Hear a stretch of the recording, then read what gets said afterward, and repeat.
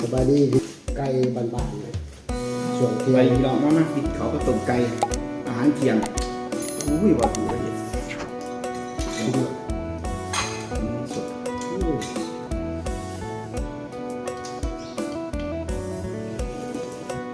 สดว้าย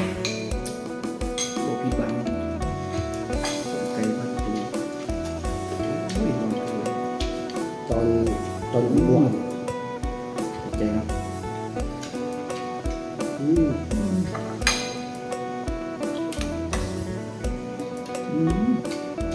ไก่ไม่ขาดเลยสับ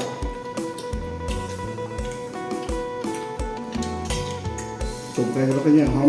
ผักหน่องๆเด้อผักหรือบาจูหอมไวรวย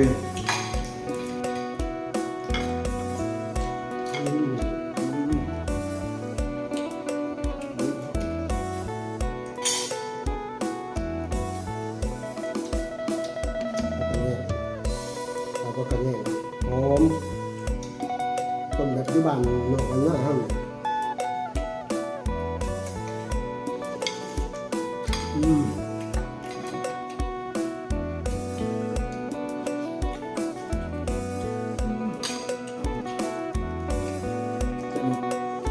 พี่บัง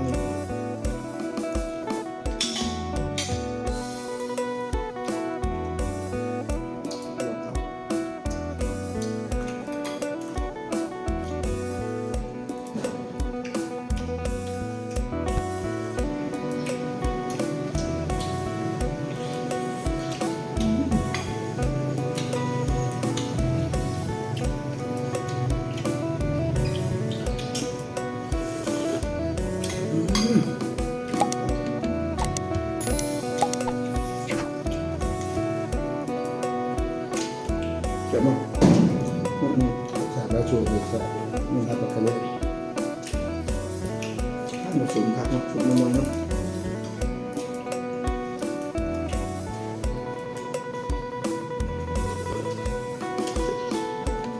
ต้มงัว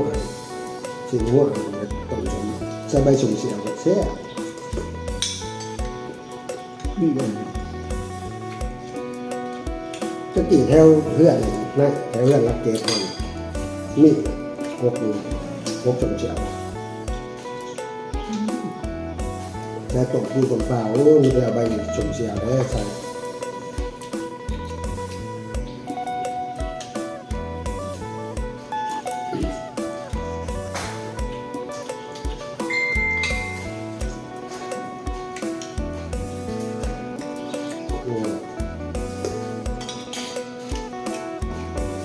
ที่เดียวนะ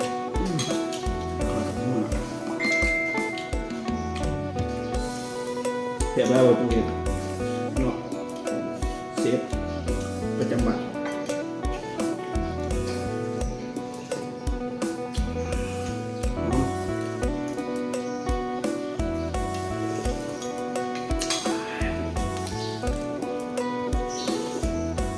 โอ้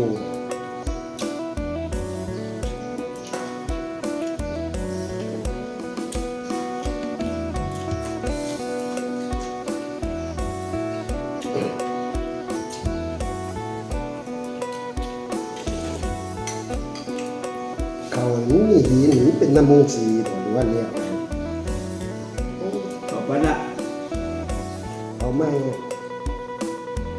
ขึ้นเขาของจับขึ้นร่วมขั้นตามคอย อยากกินเยอะ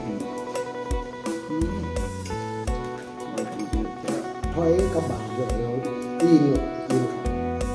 เขาลูกจะตีนเ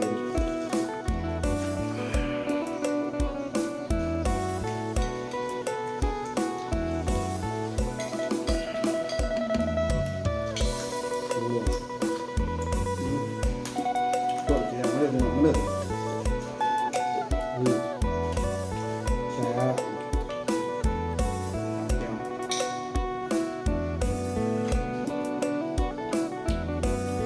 ที่ร้านเนี่ยเราไปดู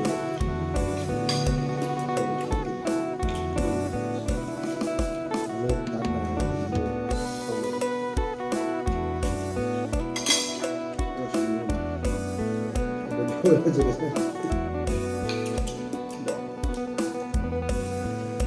แล้วเอารถคันไหนไป เป็นก่อนประตู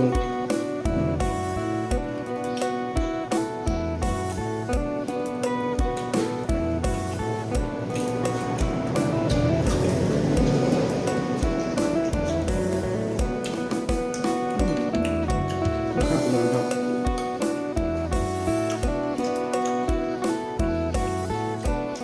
แกะผักปลาหิน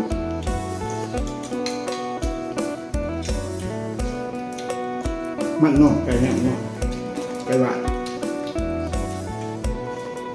ไก่ตรงไหนตรงหน้าเนาะแกะ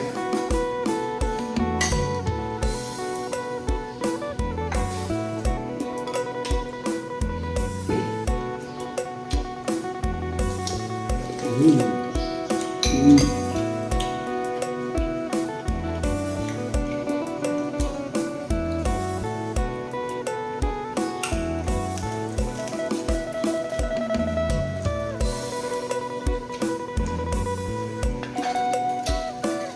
เรา